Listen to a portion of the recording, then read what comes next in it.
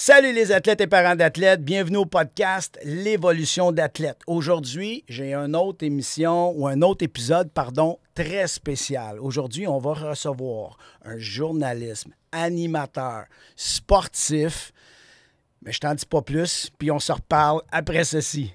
10, 9, paid on my dues, waited in line, 8, 7, now it's about time that I take mine, 6, 5, king of the jungle, heart of a lion, 4, 3, 2, 1, watch out, here I come, this is my time. Donc aujourd'hui, on reçoit quelqu'un de très spécial. En tout cas, pour moi, je le trouve très spécial parce que c'est rare à cet âge-là qu'on est capable de faire ce métier-là. Aujourd'hui, je reçois un ami, Alexandre Langto. Salut Alexandre. Salut Stéphane. Comment ça va? Ben, ça va très bien, grande forme. Écoute, je suis tellement content que tu sois là parce que pour moi, je te connais pas depuis longtemps. Mais j'avoue que je suis un peu ton parcours. Okay. Mais je suis ton parcours pas depuis longtemps non plus. On a eu la chance de travailler un peu ensemble. Ouais. On s'est entraîné un peu ensemble. Mais depuis ce temps-là, je te suis un peu, puis je suis comme wow et re-wow. Alors là, aujourd'hui, on va essayer de faire ça en dedans d'une heure et demie. On devrait être... Non, on va essayer de faire ça, pas trop long. Mais ça va, préparez-vous, ça va être super intéressant. Alexandre, comme tous mes invités, j'aimerais ça que tu nous parles un peu, avant de commencer, de ton parcours de joueur de hockey. Parce qu'à la base, tu sais, le podcast, je fais venir les gens parce que je trouve que on a tous, à partir du hockey, on a tous trippé sur le hockey. Ouais. Puis le hockey nous amène ailleurs. Puis souvent, c'est pas dans la Ligue nationale, c'est bien ailleurs que ça. Puis souvent, c'est des parcours atypiques où on va rester dans le hockey. Mm-hmm. Alors, j'aimerais ça que tu commences à nous parler. Toi, c'est quoi ton background de hockey? Il y a un long chemin. Puis je tiens à commencer par ça. Moi, j'ai commencé à jouer au hockey à cause de mon père, mon grand-père. J'avais un bâton de hockey dans les mains dans le sous-sol à la maison à 3 ans. À jouer au hockey, puis on jouait avec des grands hockey dans le sol avec mon père. Les murs du sous-sol, on mangeait une volée complète. Mais ça a toujours été du plaisir. Puis j'ai eu la chance d'avoir un grand-père aussi qui s'impliquait dans le hockey. Quand j'ai pu commencer à jouer dans le MAG à l'époque, là, qui est aujourd'hui le pré-novice, là, quand j'ai pu commencer à jouer MAG, on aimait ça prendre des pratiques à l'aréna municipale. Mon père, mon grand-père s'impliquaient, étaient dans les coachs qui organisaient puis tout ça. Prenaient l'heure de 7 heures à l'aréna municipale qui était la première heure de glace à l'époque. Je ne sais plus si c'est encore ça aujourd'hui. Mais mon grand-père s'était mis ami avec le responsable de l'aréna municipale. Okay. Tous les samedis matins, il venait nous ouvrir les portes de l'aréna à 5h30. Puis j'avais 1 heure de glace tout seul avec mon père, mon grand-père. J'ai appris à patiner, à développer mes habiletés, vraiment à me développer comme joueur de hockey. C'est des souvenirs que je vais me souvenir littéralement toute ma vie qui ne se perdent pas. J'étais un joueur majoritairement de double lettre dans ma vie. J'ai joué à Saint-Jean. Quand je suis arrivé à l'âge Pee-Wee 2B, on a eu toute une année. On est allé à la Coupe Dodge, championnats provinciaux.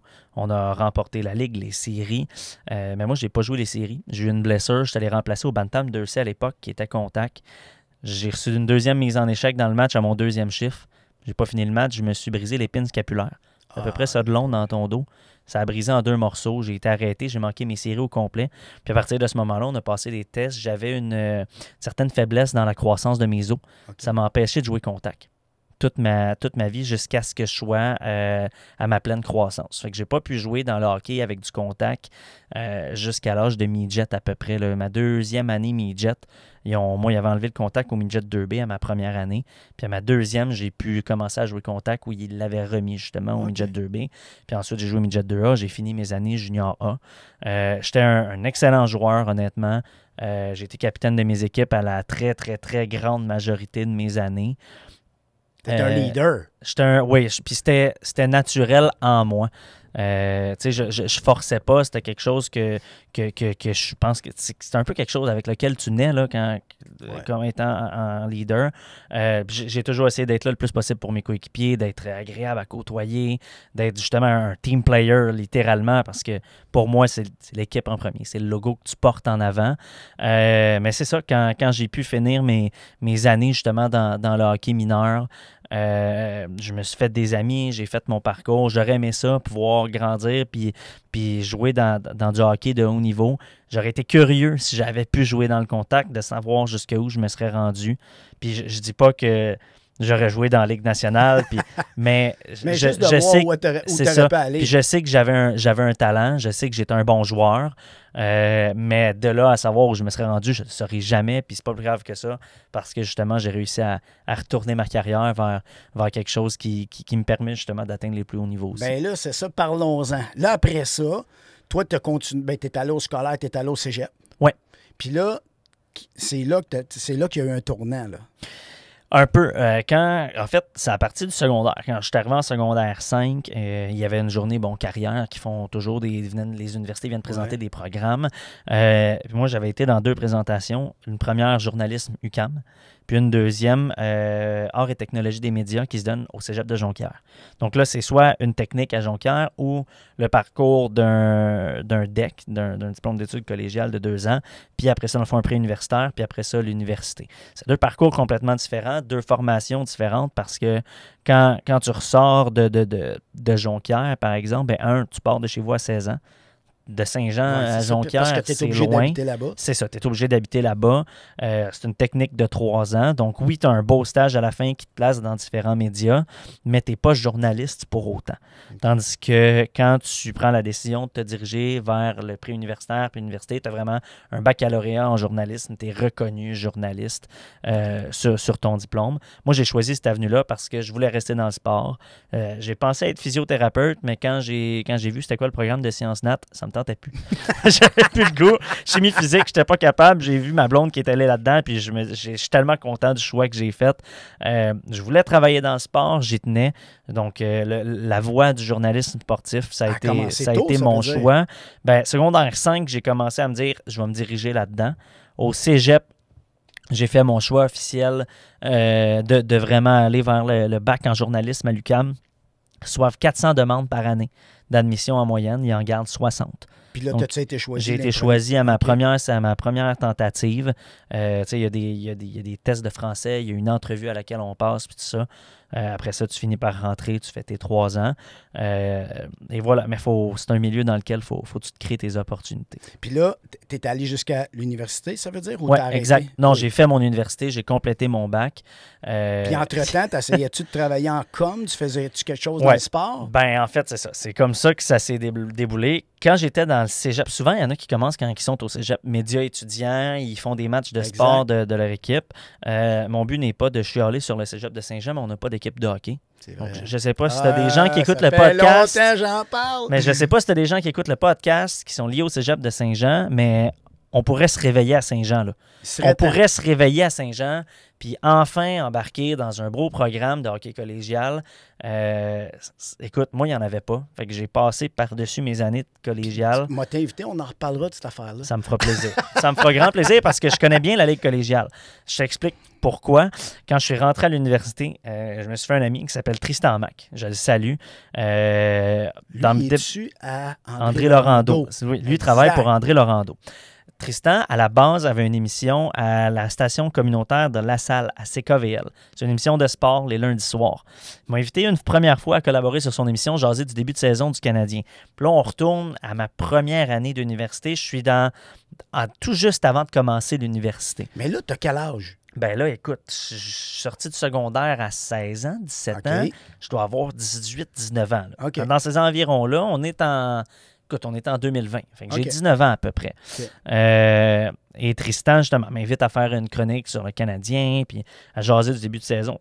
Je me lance. J'ai pas d'expérience, je pars à zéro. J'ai même pas eu de cours encore de journalisme, absolument rien. Juste, je me lance, j'ai fait un sciences humaines d'administration. J'ai fait des maths, j'ai pas fait de communication.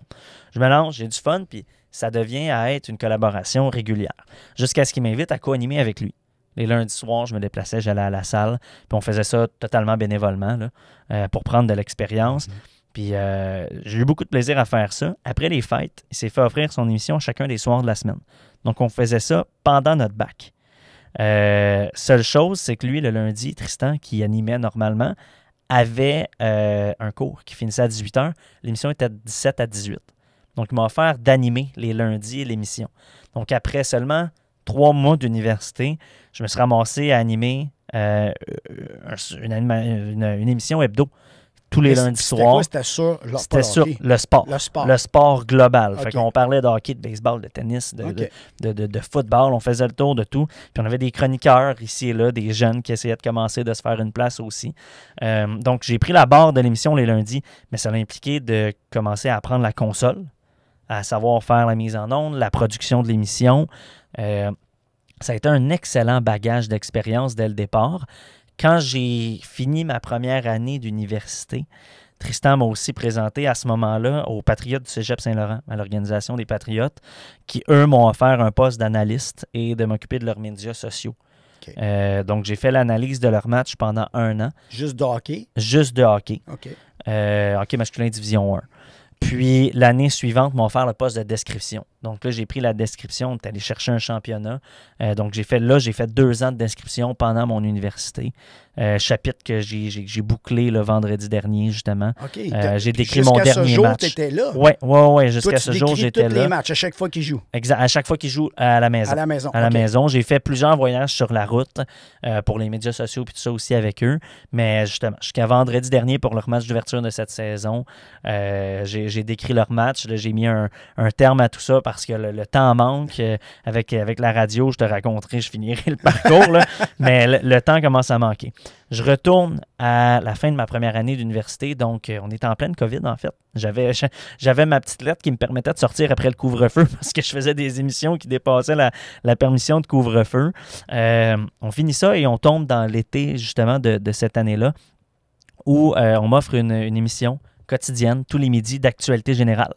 Donc là, de midi à 1h, si je ne me trompe pas, je faisais vraiment l'émission du midi avec l'actualité de la journée. Donc, je faisais un bilan de mi-journée. Mais là, ça te sortait un peu de tes bottines parce que tu ne sais plus nécessairement sport. là. Ben, c'est ce que j'ai appris aussi dans mon bac. C'est un des premiers conseils qu'on m'a donné à l'université, c'est tu dis oui à tout et tu essayes tout. Ça va t'ouvrir des portes. OK. Puis ça a été certainement le meilleur conseil que j'ai reçu quand j'ai commencé.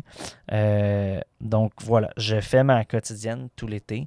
Et pendant ma première année d'université, je faisais aussi l'émission du retour.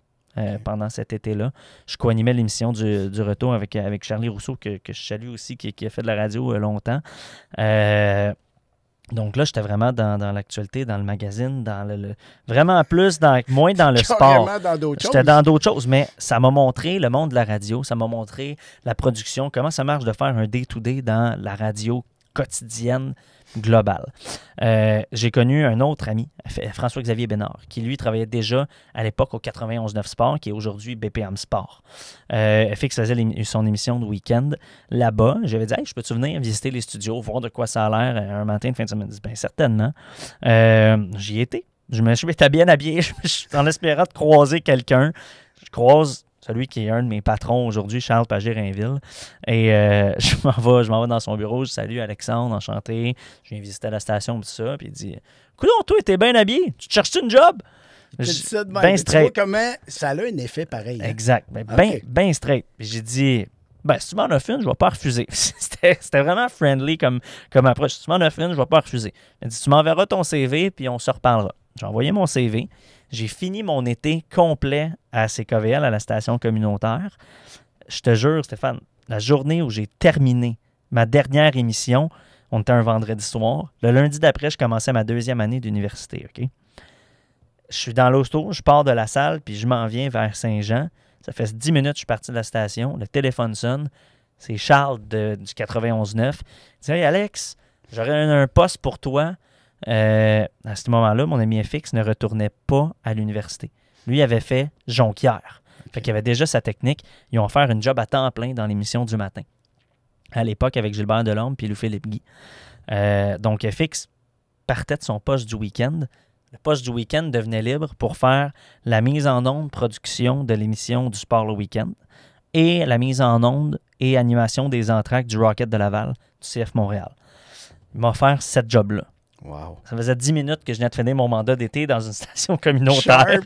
Je m'en allais recommencer le lundi d'après avec Tu pensais l'émission de d'avoir une sport. semaine de congé, hein? Ben, non, parce que je recommençais à l'université, mais je pensais surtout continuer à faire du communautaire puis à avancer petit pas par petit Mais pas. là, à cause de ça, as-tu recommencé l'université ou t'as mis... J'ai commencé l'université. OK. J'avais des stages à faire. Donc ça a été comme un de mes stages que j'ai fait OK. compter comme étant un stage rémunéré en radio. Et c'est là que j'ai commencé les émissions du week-end à faire de la mise en onde, mais là avec une beaucoup plus grosse console, des beaucoup plus grosses responsabilités. Mais là, tu Dans reviens le dans le monde- sport. Oui, je rentre dans le sport. Où est-ce que je veux être? Donc, c'est un pas de géant pour moi. Parce que le parcours typique d'un journaliste ou de quelqu'un qui veut faire de la radio, normalement, va aller passer 5, 6, 7, 8, 9, 10 ans en région. Val-d'Or, Ouais, Saguenay, c'est ça. Estrie, centre du Québec, à Trois-Rivières, Québec. Parce que c'est Peu ça que importe. j'allais te demander tantôt, parce que tu me dis, ben on fait des stages, etc. Puis après ça, ben là, je me disais, est-ce que tu choisis l'endroit où tu peux aller ou c'est eux qui te positionnent? Tu essaies d'avoir l'endroit où tu veux aller. Moi, j'ai choisi mes stages. Quand tu vas à Jonquière, tu essaies d'avoir les endroits où tu veux aller aussi. Mais moi, à l'UQAM, c'était vraiment, tu trouves ton stage, tu le fais approuver, puis tu le fais. OK. Donc, moi, j'ai fait un stage au 91.9/BPM Sport. Puis, j'ai aussi fait un stage à la Poche Bleue, à l'écrit, OK. parce que tu es obligé de faire un stage télé-radio et un stage écrit. Mais quand tu dis écrit, ça m'intrigue. Ouais. C'est quoi ça? Qu'est-ce que tu fais? Mettons, tu me dis à poche bleue, c'est quoi Ouais. ça écrit? Qu'est-ce que tu Ben, faisais? c'est littéralement de l'écriture d'articles sur des matchs du Canadien, sur ce qui se passe dans l'actualité sportive. Là, tout dépendant du mandat que la plateforme veut donner ou veut offrir à ses lecteurs ou auditeurs, tu t'adaptes. Moi, à la Poche Bleue, au début, on était beaucoup dans sport, nouvelles, actualité. Il y a un gros phénomène en ce moment sur le web, médias sociaux, le clickbait. Et Qu'est-ce que le clickbait? le clickbait, c'est un titre accrocheur qui n'est pas toujours vrai pour attirer des clics, ce qui ramène du revenu aux différentes plateformes. OK, je comprends. Et au début, le mandat de la Poche Bleue était clair, c'est pas de clickbait. Pas de clickbait du tout. Donc, c'était vraiment des titres francs, Vrai. disent la nouvelle et ça attire beaucoup moins de clics. OK. Un peu plus tard, la Poche Bleue s'est retournée puis il est allé vraiment plus dans on veut faire du sport divertissement. Donc là, on était plus sur des vidéos drôles, sur des moments cocasses.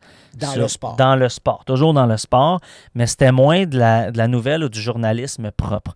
Moi, ça a bien à donner en même temps. C'était un peu la fin de mon stage à ce moment-là. Ça m'a permis d'aller couvrir le Canadien pour mes premières fois, par contre.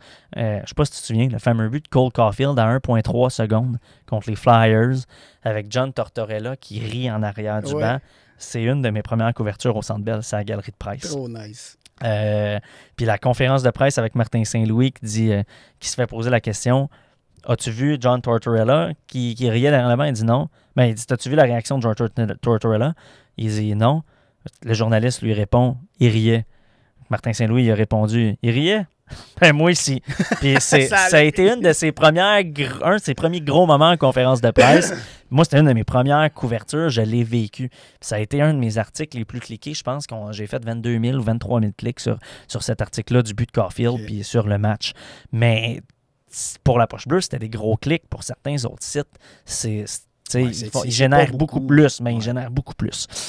Donc ça m'a mené là. Je reviens à la radio. Donc, l'écrit, c'est vraiment ça. C'est faire de la nouvelle. C'est ce que tu peux lire, les textes dans le Journal de Montréal, dans la presse, à Radio-Canada, les gars de Beat, dans The Athletic en anglais, par exemple, aussi. C'est vraiment d'aller écrire des articles sur le sport d'actualité. Mais moi, c'était vraiment plus le côté radio, parler que je voulais aller. Donc, écoute, ça m'a mené à faire justement les matchs du Rocket pendant 2 ans. Les matchs du CF Montréal à de la mise en onde. C'est passé un paquet d'anecdotes. J'ai pu commencer à côtoyer les grands quand tu du dis milieu ça, aussi. c'est pas animer les matchs. Tu Non. discutes du soccer, tu parles Ouais. du soccer. Ben, en fait, Ou tu parles du hockey. Là, tout dépendait. Tu sais, dans l'émission du week-end le matin, on parlait de l'actualité générale, mais je n'étais pas à la co-animation. J'avais que les manchettes à faire. OK. J'avais que de la lecture de manchettes à faire.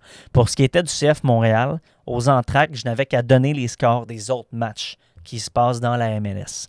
Pour ce qui est du Rocket, j'avais des blocs d'animation, de nouvelles générales des autres matchs de la Ligue nationale, de ce qui s'était passé dans la journée, des sommaires des périodes entre les périodes, évidemment. J'avais un 8 à 10 minutes à animer seul pendant les matchs du Rocket. Puis j'avais des portions d'animation aussi dans l'après-match, OK. où je devais revenir sur les échos de vestiaire. C'est cool. Ça m'a fait prendre énormément d'expérience. Est-ce qu'il y a eu des embûches?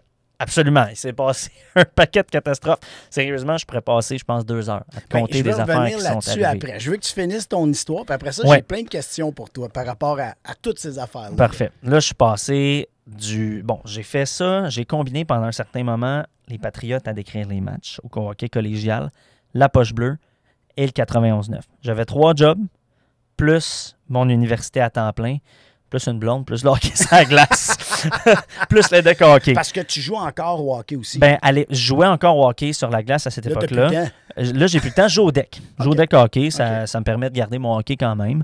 Je suis au deck pour qui à Sabrevois aussi, parmi les gestionnaires là-bas. Super bel endroit. On crée des événements. Tout ça, je joue au deck hockey tout mon été. Puis c'est vraiment un sport que j'adore. J'en suis passionné solidement. Donc, c'est ça. J'ai fait ça pendant tout mon bac. Évidemment, ça vient avec des mandats de remplacement d'été. Donc là, j'ai pu commencer à faire de la production sur les émissions régulières aussi. Parce que quand il manquait quelqu'un, ben, on m'appelait en remplacement à la semaine. J'ai manqué des cours à l'université pour aller remplacer dans la grille régulière. Ça m'a permis de commencer à côtoyer justement Gilbert Delorme, Martin Lemay, Georges Larac qui anime à la station, Jean-Charles Lajoie qui était là aussi à l'époque. Là, aujourd'hui, c'est Maxime Lalonde qui est là.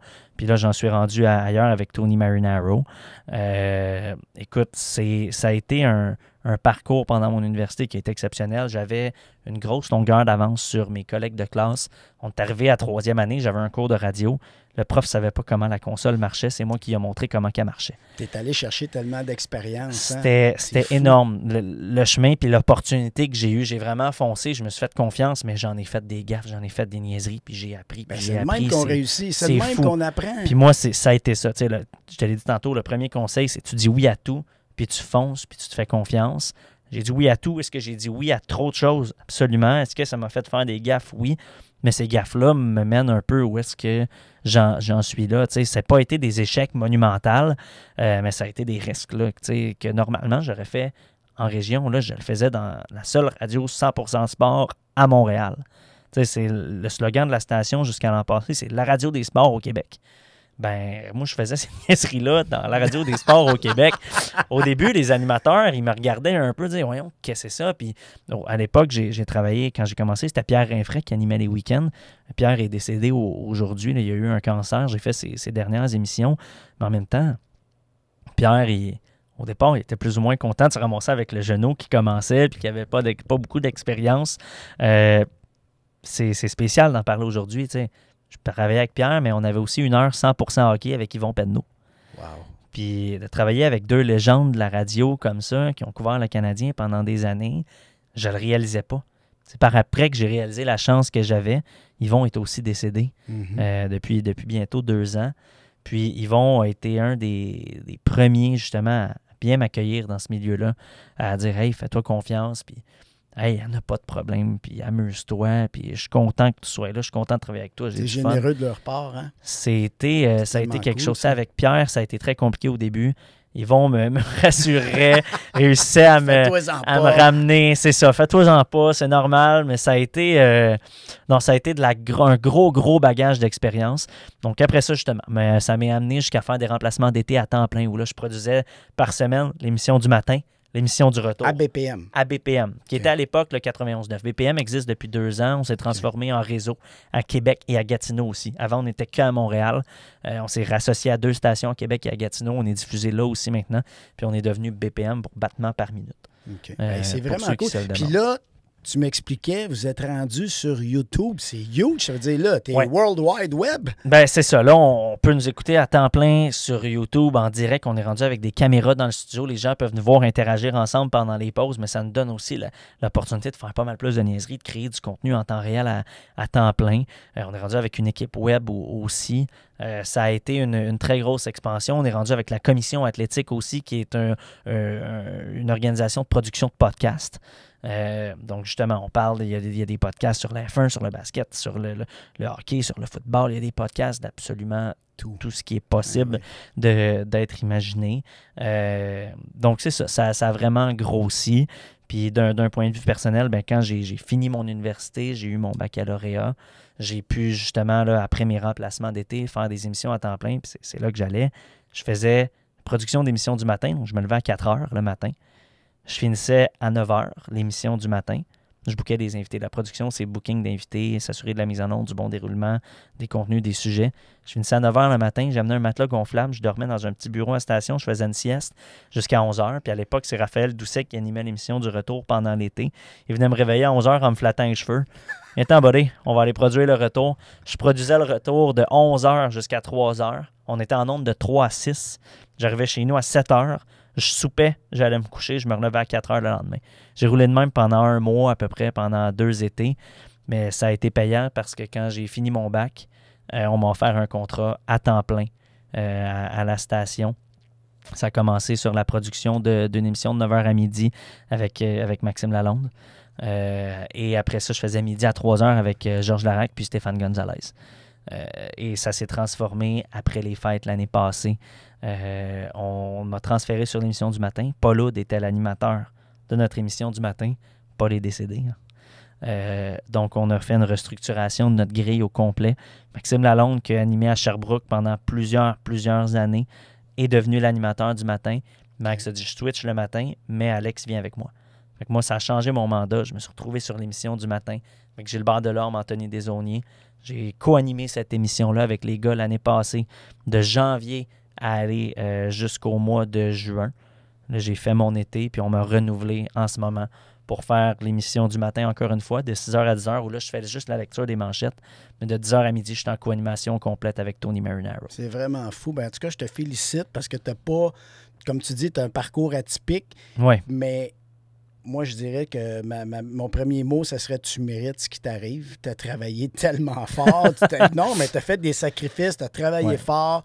Tu t'es pas, comment je pourrais bien dire ça, tu t'es pas ménagé sur les efforts. Non, tu sais, quand tu me dis tu allais coucher là-bas, tu faisais. Non, mais quand tu veux, c'est ça. C'est ça. Des fois, tu fais des compromis. J'avais pas le choix parce que je voulais justement éviter, moi, de devoir me déplacer en région. Ça me tentait pas de partir de la maison, d'aller loin de tout le monde. Je voulais rester proche de ma blonde. Ma blonde est encore à l'université. Puis en même temps, tu es conscient de toute cette chance-là. Tu dis. Exact. C'est parce que là, j'ai touché à Montréal. Écoute, l'année passée, pendant ma première année de contrat, j'ai couvert le Canadien à temps partiel. J'étais allé à Toronto couvrir le match d'ouverture l'année passée. J'étais allé au tournoi de golf. Puis à ce moment-là, je ne le savais pas, mais aujourd'hui, précisément, est sorti la docu-série sur la reconstruction des Canadiens. On ne le savait pas à l'époque. J'ai regardé les premiers épisodes tout juste avant de m'en venir ici. J'étais sûr, il y a 1h30, j'étais assis, puis je regardais la docu-série. 1, pour la job, parce qu'on va en parler demain dans nos émissions. Mais 2, parce que j'avais hâte de voir justement les dessous de ça. Ben, sans le réaliser, je fais partie de la série.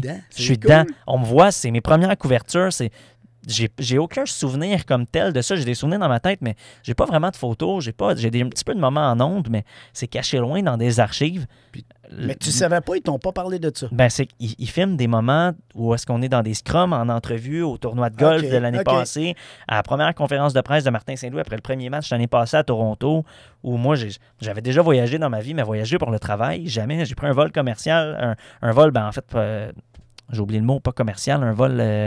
première classe? Non, pas en première classe non plus, un vol avec un vol d'affaires. OK. Un vol d'affaires jusqu'à Toronto pour couvrir le premier match du Canadien, pas savoir par où rentrer, t'es dans le néant, pas savoir il est où le vestiaire, par où que je peux passer, où récupérer mon accréditation média.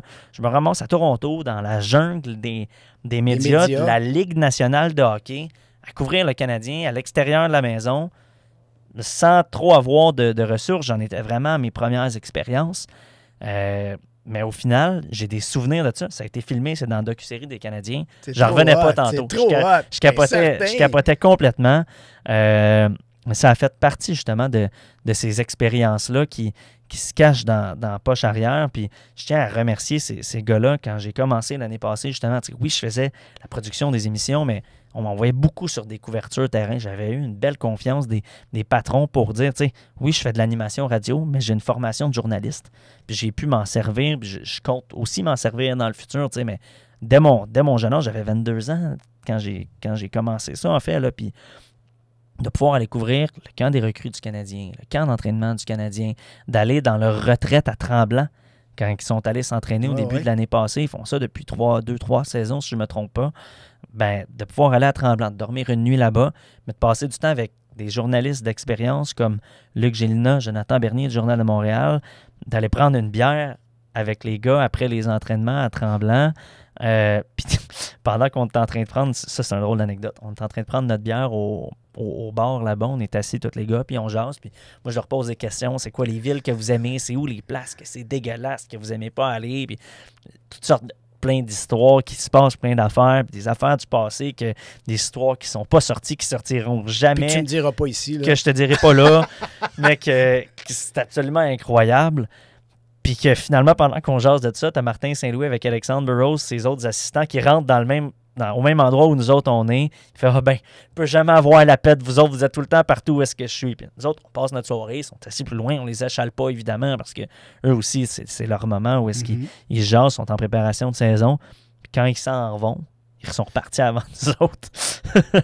Puis Martin Saint-Louis, il y a un des journalistes, je ne me trompe pas, c'est Harpin Bazou, qui a demandé à Martin « Hey Martin, à quelle heure le couvre-feu à soir? » C'est pour vous autres, 11 heures.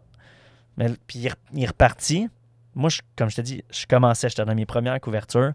Il est sorti, il est rentré. Sauf toi et le jeune, 10 heures. Fait que tu n'étais plus de bonheur. Moi, j'étais plus de bonheur. C'était comme un premier lien, un premier contact de dire « Hey, il a souligné le fait que j'étais là. Il a reconnu que j'étais là, puis il le sait, tu sais. Puis à la fin de cette soirée-là, je m'en retournais vers mon hôtel. J'étais un petit peu plus loin du village, dans mon Airbnb que j'avais pris. Luc Gélina puis Jonathan Bernier me disaient « Hey, t'en vas-tu te coucher? On s'en va prendre une bière dans ma chambre. T'entends-tu? » Ben oui, je vais venir. Dis oui à tout.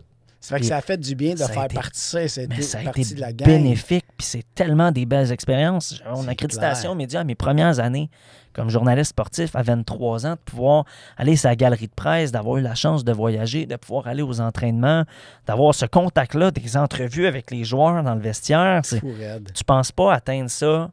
Je pensais jamais atteindre ça aussi jeune, mais tu me l'expliquais tantôt, l'idée du podcast principal, c'est la continuité du hockey. Ben moi, je l'ai gardé fort, mon lien avec le hockey. Puis c'est ça que j'allais te demander. Est-ce qu'il y a des choses que tu as développées dans le sport, que ce soit de la discipline, que ce soit une éthique de travail? Y a-t-il des choses que tu as pu prendre de ton sport, que tu as pris de ton sport, que tu as pu l'amener dans ton travail? Une de mes plus grandes... C'est une excellente question. Une de mes plus grandes forces quand j'étais joueur, c'est que j'avais un bon hockey IQ. Moi, je comprends la game. Je la vois. Prendre Martin Saint-Louis, je vais le paraphraser, j'amène ma game dans la game solidement. Dans le sens que je suis capable de voir ce qui se passe. Puis tu vas me dire, c'est une qualité normale pour n'importe quel journaliste, mais de pouvoir le voir puis de l'amener dans mon travail, d'être capable de le verbaliser facilement avec les années de hockey, de voir la stratégie, de voir comment ça se dessine sur la patinoire. Quand on est sur la galerie de presse au Centre Bell, on a une vue vraiment à vol d'oiseau sur la glace. Je ne sais pas si tu as déjà eu la chance d'aller visiter la galerie de presse. Oui. Tu as vraiment une vue à vol d'oiseau sur la glace. Tu vois les numéros, littéralement, mais tu vois tout ce qui se dessine. Tu vois tout ce qui se trame sur la glace. Tu vois l'espace, tu vois absolument tout ce qui se passe. Je suis capable de verbaliser vraiment ce qui est en train de se passer sur la glace. Puis je te dirais que mon passé du joueur, justement, c'est un peu ça que j'ai été capable de ramener là-dedans. Puis même chose pour le leadership. Tu sais, la radio, c'est un travail d'équipe. Si je ne suis pas capable d'avoir le numéro de téléphone d'une personne que j'ai besoin d'avoir, je vais essayer de faire appel à mes partners et dire « Hey, j'aurais besoin de ça là, es-tu capable de m'aider? » Puis je vais t'en devoir une. Tu n'essayes pas de faire solo, puis tu es conscient que tu as besoin d'aide, puis qu'on est un team. On peut pas, on n'a pas le choix. Puis même en ondes, on fait du débat. Puis l'année passée, quand j'ai commencé, je faisais du débat avec Gilbert Delorme. S'il y a quelqu'un qui est apprécié dans la sphère publique, sportive, montréalaise, c'est Gilbert Delorme. Il était supposé venir au podcast. Pour vrai? En plus, je te jure. Mais tu diras que tu es venu après lui. Ça me fera plaisir de faire en sorte que l'ami Gilbert vienne te voir.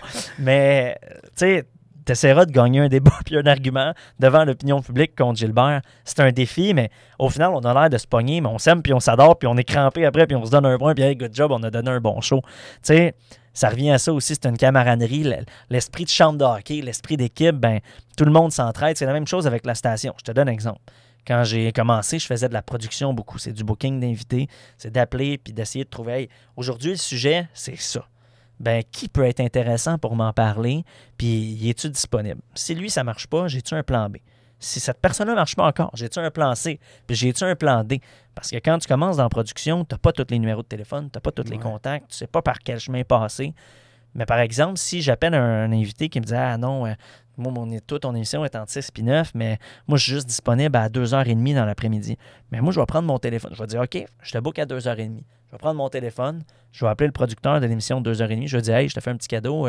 Je viens de te booker David Savard du Canadien à 2h30. Tu n'es pas disponible pour le matin, mais il est disponible pour vous autres dans l'émission de mi-après-midi ou dans le retour. Ça t'intéresse-tu? Évidemment, il va dire oui. Puis je sais que ça va être la même chose si à leur retour, ils sont pas capables de l'avoir dans leur émission, ils vont le relayer le matin. C'est la même chose. On a une quote intéressante d'un invité qui nous sort une bombe, qui nous sort quelque chose. Je vais découper l'extrait, je prends ça, j'envoie ça dans un courriel au producteur de l'émission suivante. Je dis, hey, si je veux faire du chemin là-dessus, j'ai eu une grosse bombe aujourd'hui. Tu peux t'en servir pour que ton émission peut rouler. On s'entraide beaucoup entre les émissions. C'est vraiment du teamwork aussi. On se tient. C'est la même chose dans l'éthique de travail. Tu peux pas prendre de relâche. Okay. Tu as un micro sous le nez. Tous les jours, tous les matins, tu peux pas dire n'importe quoi. Il y a une crédibilité à garder. C'est clair. C'est une mission, puis ça, c'est une des choses sur lesquelles je dois le plus travailler. Tu sais, tu dois peser tes mots. Tu dois faire attention à ce que tu dis. Faut que tu réfléchisses avant chaque action que tu fais, avant chaque geste que tu poses. Tu n'as pas le goût d'arriver dans le vestiaire un jour sur une couverture de journalisme du beat du Canadien, d'avoir critiqué un Québécois qui joue à Nashville. Puis il arrive quelques années plus tard, se ramasse dans l'uniforme du Canadien, puis il dit, toi, aucune chance que je te donne rien, t'es un vrai mangeur de tu m'as critiqué. C'est puis... tellement... Écoute, moi, j'ai une anecdote là-dessus. Sur un post que je fais sur Facebook, ouais. À un moment donné, j'écris, parce que j'écoute les Canadiens comme tout le monde, puis j'ai mon opinion aussi, puis sur un Québécois, je me rappelle pas, je pense que c'était sur Desharnais, puis je dis, tabarouette, je trouvais qu'il traînait ses bottines, puis etc., tu sais. Puis il y a un gars qui a écrit sur mon post après, puis disait, je peux pas croire qu'il y a des gens qui encouragent des gars comme moi, parce que j'avais dit, tu sais, j'avais bâché sur un Québécois, alors que j'étais avec les jeunes, puis j'étais comme, tabarouette, il va loin juste parce que j'ai dit qu'il n'a pas joué une bonne game ou qu'il traînait ses bottines. C'est une infime portion de ce qui se passe parce que, tu sais, nous, on fait de la radio en direct, ça se passe très vite. Les commentaires sortent vite, les mots sortent vite d'une bouche. Tac au tac, tu le réalises. Puis on a une messagerie texte, nous, les gens peuvent nous écrire en temps réel, littéralement, puis on la voit défiler, chacun des messages. Quand on part en débat, là, oublie ça, ça enflamme, c'est fou. Puis après ça, tu es exposé sur Twitter, tu es exposé sur Facebook, tu es exposé sur n'importe quelle plateforme de médias sociaux.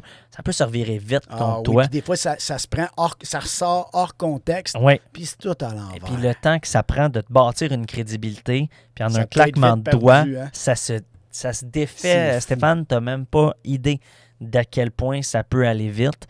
C'est une des grandes choses à apprendre justement dans ce milieu-là au fil du temps. Écoute, je suis vraiment fier de toi. Sérieusement, je trouve ça vraiment incroyable. Puis avant de terminer, j'aimerais ça savoir, parce que je dis souvent aux gens, puis aux jeunes surtout, je leur conseille, faites-en des erreurs. Si tu veux réussir, il faut t'essayer des choses. C'est mieux d'essayer que d'avoir peur puis de rien faire. Ouais. Quelle plus grosse erreur t'as faite? Je savais que t'allais aller là. Qu'est-ce que t'as fait comme erreur? Parce que tantôt, tu m'as ouvert la porte et tu m'as dit, j'ai fait des erreurs. Ouais. Qu'est-ce que t'as fait comme erreur? Ta plus grosse erreur. T'en veux rien qu'une? J'imagine que t'en as fait plein. Tu me l'as dit tantôt. Oui, écoute. C'est quoi ta plus grosse erreur? Début de mise en onde. Je commençais dans mes premiers matins de week-end. Puis c'est un des défis. Comme je te dis, j'ai commencé très vite. J'ai eu très peu de temps de formation aussi. Dans mes premières fins de semaine de mise en onde, je faisais l'émission du matin, de 9 à 11. À 1h, il y avait un match du Rocket de Laval. Puis à 4h, un match à 3h30, un match du CF Montréal. Le défi dans tout ça, c'est que l'émission du matin, ça va très bien. Il n'y en a pas de problème. Le problème, c'est que le Rocket de Laval et le CF Montréal sont très collés l'un de l'autre. On diffuse les deux. C'est deux équipes de diffusion différentes. Un se passait à l'extérieur, donc le match du Rocket était par exemple à Rochester. Puis le CF Montréal jouait à l'extérieur aussi. L'affaire avec la station, c'est que les matchs du Rocket, on les fait vraiment sur la route. Notre descripteur, Anthony Marcotte, voyage. Les descripteurs du CF Montréal ne voyagent pas. Ils font les matchs en studio. Okay. J'en reviens pas. J'en reviens toujours pas à ce jour. On tombe dans le match du Rocket et le pire scénario, c'est évidemment que le match se rend en fusillade. Ouais, parce que là, ça pile sur l'autre. Ça débalance les deux diffusions une après l'autre. Il n'y avait déjà pas d'avant-match pour l'émission du CF. On commençait pile avec le match. quand les gars font de la description en studio, je dois brancher des casques micro dans une boîte de son externe qui est, elle, reliée à la console. OK? Le défi avec ça, c'est que le son qui sort du micro, c'est un casque micro. Donc, le micro est branché dans une première boîte, l'écouteur est branché dans une deuxième boîte. Ces deux-là sont reliés à ma console qui gère tout le studio, tout ce qui ressort en ondes. Quand j'ai installé les casques, j'ai fait des tests pendant que le match du Rocket se déroulait parce qu'il fallait que je teste le son d'une façon ou d'une autre. Pendant qu'on fait les tests, pendant que la prolongation du Rocket se déroule, on fait des tests. Ça marche, OK, tout va bien, c'est beau, c'est bonne nouvelle. Je reçois un texto sur mon téléphone. Puis ils t'entendent? Le gars du Rocket me dit « Tu moyen que j'arrête d'entendre test dans mes oreilles, tabar. » Parce que lui, pendant qu'il décrivait la game, il était en direct à la radio. Tout ce qu'il entend dans ses oreilles, c'est « 1, 2, test. Tu m'entends-tu? Ça marche-tu? 1, 2, test. Ça marche-tu? Tu m'entends-tu? » Lui, il faut qu'il décrive le match en même temps. Lui, il faut qu'il décrive la game. Puis ce qu'il y a dans ses oreilles, c'est ce qui se passe en studio. Puis moi, attends, ça marche pas. Je vais te lever un peu plus. Attends une minute, joue avec ton son. Ça peut-tu arrêter? Là, je fais « Ah non. OK, les tests sont faits, c'est beau, tout marche. Ferme ça. Fini la game du Rocket. » Il devait t'attendre? Non, il savait je commençais. Les gars sont très indulgents, honnêtement. Puis il savait, tu sais, que j'avais commencé très rapidement. Et là, catastrophe arrive. Ça, c'en est une premièrement. Parce que c'est une gaffe majeure, parce que ça jouait évidemment sur sa description. C'est désagréable. Le CF, de la façon que ça marche quand on décrit justement à l'extérieur, c'est qu'on reçoit un son, le feed de son externe de TVA Sport, qu'on a un partenariat avec eux qui diffusait les matchs à l'époque, nous envoyait juste le son, pas de description, donc le son du terrain. Donc moi, je vais connecter dans un ordi externe relié à ma console un lien qui me donne le son du match et l'image. Donc je place l'image sur un écran géant. Les gars peuvent décrire à partir de là, puis ils ont le son du match, évidemment, qui rentre dans leur console, donc dans leurs oreilles. Commence la diffusion du CF Montréal. Le son ne marche pas. J'ai pas de son. Donc là, j'ai un numéro de téléphone à appeler à TVA Sport que je finis par rejoindre pendant qu'on commence à être en onde. Et là, au moment où je me mets à parler au téléphone... C'est toi qui parles dans... Non. Je me réveille de bord, puis j'accroche la souris de mon ordi. Je pars la mise en onde, je pars la pause. Ça explose dans le studio, les gars. Ils step comme jamais. Qu'est-ce que c'est ça? Là, je suis oh mon Dieu, qu'est-ce qui vient de se passer là? Puis je reçois un texto du DG de la station de l'époque qui fait Olivier Brett qui décrit le match, crie dans le micro. Raphaël Doucet qui analyse le match, chuchote. Là, je fais pourquoi? Je comprends absolument rien. Olivier, excuse-moi, c'est l'inverse. Olivier chuchotait, Raphaël criait. Olivier avait ajusté son son de micro très bas, mais ses écouteurs quasiment au maximum. Raphaël avait mis ses écouteurs très bas, mais son micro très, très haut. Donc, en ondes, ça sonnait catastrophe. En studio, c'est le genre de choses avec les différentes connexions techniques qu'on n'entend pas. OK. Donc, je ne le savais pas. Puis, je connaissais plus ou moins la boîte parce que c'était dans mes premières fois. Je n'étais pas habitué justement de faire cet ajustement-là, ces embranchements-là. Écoute, donc Olivier, ça a littéralement sauté dans ses tympans. Il y avait les écouteurs au maximum. Une pub de radio qui part, déjà, moi, j'enlève les écouteurs presque avant parce que ça sonne très fort. Okay. Écoute, il a garroché le casque. Encore aujourd'hui, je pense que le casque est rendu sur Mars, tellement qu'il l'a garroché. Quand que je compte cette histoire-là aux gens de la station, ils se roulent à terre de rire parce que tout le monde se souvient de cette fameuse gaffe-là. Je finis par réussir une demi-heure après avoir le son du match. Les gars décrivaient sur rien. Il n'y avait aucun son de bruit de foule. Pendant une demi-heure, pendant 30 minutes de la première demi de 45, là, il n'y avait pas de son en arrière. Ils décrivaient cold, absolument sur rien, avec un son pas égal, parce que en plus, parce qu'un qui chuchote, je comprenais pas. Écoute, catastrophe de mise en onde complète. Mais la bonne nouvelle, tu travailles encore. Ouais, mais attends, je pas fini. T'as le clou du spectacle qui s'en vient. Je finis par réussir à tout placer. Je reçois le son, je réussis à comprendre que les casques micros sont pas bien ajustés. Tout se place, tout va bien. Je fais mon entraque, je donne les scores, ça va super bien. finalement, je peux relaxer. Parce qu'un coup, on est en onde puis qu'il y a 45 minutes de jeu qui roule, le son, je fais juste l'ajuster quand j'en ai besoin, s'il y a une hausse. Mais sinon, il n'y en a pas de problème. Je suis en train de relaxer. Puis d'un coup, je sens quelque chose qui dégoûte sur ma main. Je me suis mis à saigner du nez, mais à saigner du nez, une champlure. Je prends des Kleenex, je me mets ça dans le nez. Les gars sont de dos à moi, fait qu'ils me voyaient pas. Ils finissent le match. Puis, ils s'en viennent de bord, puis j'ai 2 Kleenex qui me sortent du nez. Imbibé de sang. Voyons, qu'est-ce que c'est ça? Il y avait du sang sur la console. Ce nouveau-là. Écoute, il devait être découragé, ça n'avait pas de bon sens.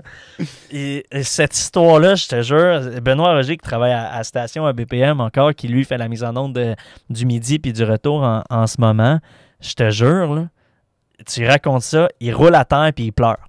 Tellement que c'est drôle. Olivier Brett aussi s'en souvient comme c'était hier. Ses tympans, je pense qu'il résonne encore de l'explosion dans ses... sont encore là-bas. Ah oui, non, regarde, des gaffes. C'est ça. Ça a été une des grosses gaffes. Elle est longue à raconter, mais parmi gaffes majeures, là, ça a été une des très, très bonnes. Mais la bonne nouvelle, comme je te dis, tu as encore ton travail. Ben oui. Puis écoute, moi, je tiens encore à te féliciter. Félicitations, parce que c'est tout un trajet que tu as fait. Moi, j'ai découvert tout ça quand j'ai vu sur Facebook, justement, que tu étais rendu à BPM avec toute la gang. Fait que j'ai vraiment trippé. J'ai dit, wow, quel beau parcours. Fait que je suis content que tu sois venu nous raconter ça. Ben, puis vraiment, lâche pas. Longue vie à ton métier. Ben, merci. J'espère que tu vas t'offrir le plus longtemps possible. Tu vas être notre futur Paul Hood. Ben, si ça peut arriver, tant mieux. Puis si je peux faire de la description aussi, je le souhaite. Je pense que c'est le rêve ultime d'écrire le Canadien. Écoute, ça reste le rêve ultime. Mais dans le milieu qu'on est avec la crise des médias en ce moment, c'est des contrats annuels. Ça va vite. L'année prochaine, je ne suis pas garanti d'avoir un job encore. Ça bouge ultra vite. Donc, je profite de la chance que j'ai. Travailler pour, mais je profite vraiment de la chance que j'ai. Puis, je l'apprécie à chaque jour parce que j'ai pas l'impression d'aller travailler. J'ai du fun. Ben, félicitations. Puis, j'espère que ça l'inspire des jeunes. Parce que le hockey, c'est pas une fin en soi.